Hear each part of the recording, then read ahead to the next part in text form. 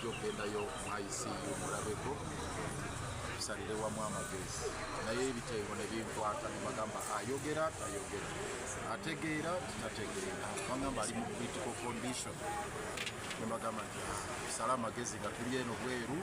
naye sigenda kuyingira mu ICU. Essaawa eno walibadde mu kkooti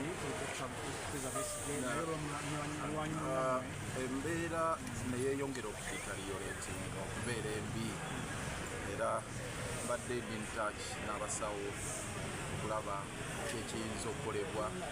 netulowoozaako okwongera omwevacuatinga addeyo bwagakaani naye nga tekikyasoboka era ng'ali mu ICU wano nga tekikyasoboka kati tulinda afunemu amaanyi era nensaba abasawo nti bw'aba afunyemu olungubangu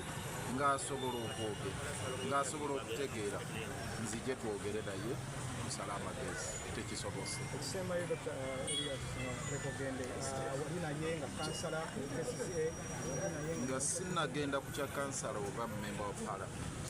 kisinga okunnuma zero yaweewu twamala ebbanga mu kkooti nga bamuguddeko ebisango ebijweteke ne bamumma beyiri netulwana n'afuna beyiri ne Alan Sewanyama ne baddamu ne bamukwatira ekigo mu mbeera enzibu ennyo nga bwe mwagiraba. Ssejjirinya n'atwalibwa eMulago twatuuka ku eMulago ng'ali ku mugo gwa ntaana gwennyini abasawo ne bakola alipoota ez'enjawulo. Waliwo medical superintendent wa prisons yakola alipoota